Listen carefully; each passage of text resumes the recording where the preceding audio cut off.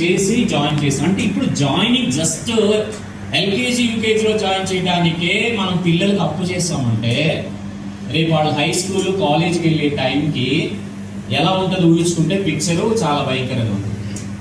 ఆ విధంగా నేను ఆలోచన చేసి దీని మీద ఆధారపడితే కాదు, ఖచ్చితంగా మనం ఏదో ఒక సెకండ్ ఇన్కమ్ సోర్స్ని తీసుకోవాలి.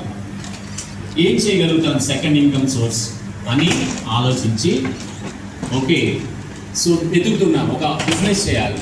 బిజినెస్ చేయాలంటే ఎలా చేయాలి? జాబ్ చేస్తూ ఎవరైనా ఫ్రెండ్తో పార్ట్నర్ అయి చేయాలి.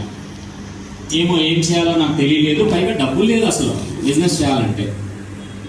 వెతుకుతానే ఉన్నాను ఏం చేయాలని ఆలోచిస్తున్న టైంలో భగవంతుడు నా మొర ఆలకించి అప్పుడు ఇలాగా ఒక ఆపర్చునిటీ, ఇట్లా మార్కెటింగ్ ఫీల్డ్ ఉంటుంది, పార్ట్ టైంగా చేసుకోవచ్చు అని నాకు నా ఫ్రెండ్స్ ద్వారా తెలిసింది.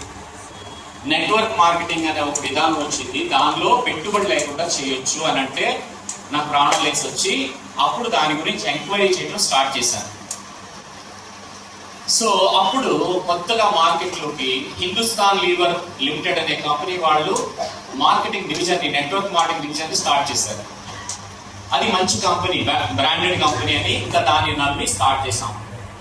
2003లో జాబ్ చేసుకుంటూ ఒక్క 1.5 year చాలా ప్యాషన్గా చేసి ఒక 50,000 ప్లస్ ఆదాయంకి వచ్చి అప్పుడు ఆలోచించి డిసైడ్ చేసుకున్నాను నేను ఒక బిజినెస్ మ్యాన్ అవ్వాలి.